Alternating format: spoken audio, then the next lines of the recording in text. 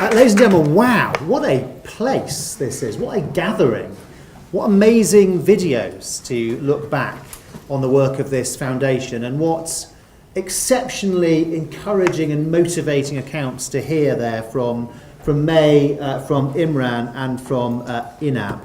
Thank you, Harris, for your invitation to be here. Thank you, Siddiq, and thank you to KPMG for hosting. It's a great pleasure to be with the Naz Legacy Foundation tonight and to join you in celebrating all the brilliant work that you do on this, your 6th anniversary. To have raised that sum already, over £2 million for charities over those 6 years, is quite a tremendous achievement, and I know that together you're going to do so much more. Your mission to promote excellence in education and positive integration in Britain is my mission too. Since joining the Department for Education, I've made clear that our vision for an education system has to be to provide a world-class education for everyone, whatever their background. And in his words earlier, Siddiq talked about social mobility. It is essential, it is self-evident that every young person should be able to realise their potential. That is required for social justice. But it also, as he said, it also makes very good business sense. It's important for companies like KPMG, but it's also important for our country. We can't reach our productive potential. We can't fight at our full strength in the world in an ever-changing, more rapidly changing, more complex world than ever, unless there is the opportunity for every person to reach their full potential. And we were talking just now and heard on the video about the power of role models. And of course, that is the power of Naz's own legacy.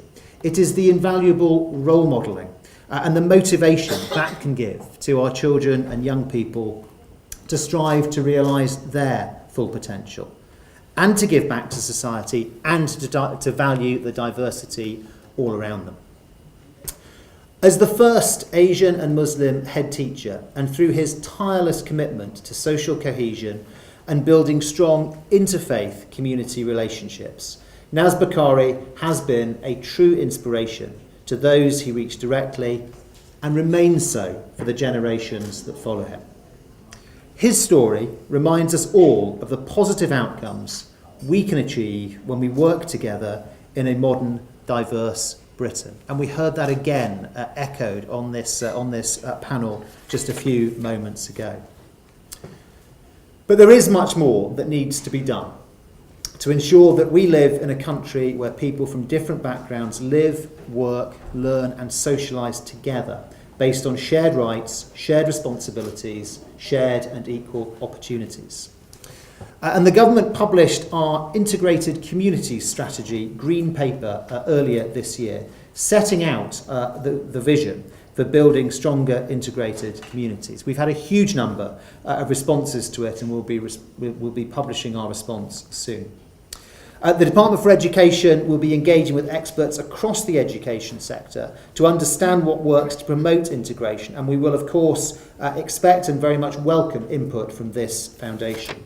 Your interfaith iftar, which we saw on the video, was an outstanding example of community integration, bringing together, as it did, 150 young people from all faiths and none, representing 32 London boroughs to celebrate faith and understand how faith and non-faith communities can collaborate to improve local outcomes. And I must say, I was struck watching that video and how many other countries in the world, and indeed how many other foundations could make it happen, to get those religious leaders together in a joint photograph done with a selfie stick. What a wonderful way to celebrate our togetherness. But of course the foundation does a huge amount of other work too. The foundation's diversity programme gives young people from all backgrounds the opportunity to visit our great cultural, national and democratic institutions like Clarence House, the Houses of Parliament and 10 Downing Street.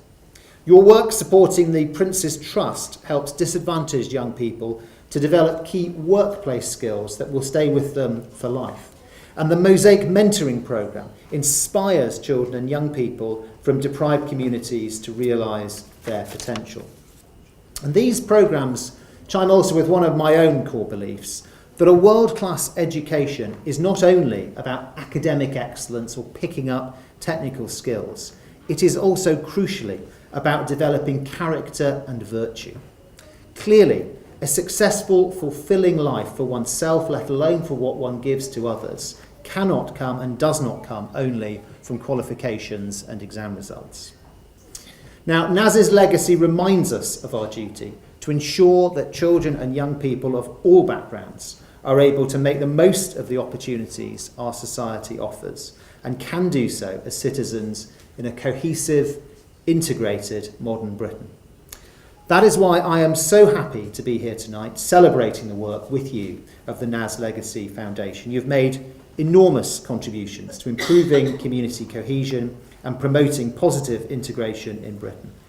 It is truly inspiring to hear how you are enriching the education opportunities and broadening the horizons of our children and young people.